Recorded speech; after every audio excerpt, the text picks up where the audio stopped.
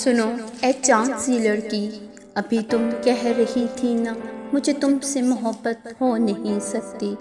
चलो माना कि ये सच है, मगर ए चांद सी लड़की मुझे इतना बताओ तुम कि जब मौसम बदलते हैं, गुलों में रंग भरते हैं, तो फिर क्यों मुस्तरिब होकर अकेलेपन से घबराकर हवा को रास देती है, मुझे आवाज़ देती है।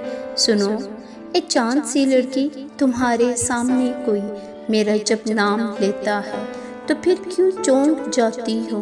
चलो माना तुम्हें मुझसे मोहब्बत हो नहीं सकती, मगर इतना समझ लो तुम जहाँ चाहत नहीं होती वहाँ नफ़रत के होने का इम्कान नहीं होता।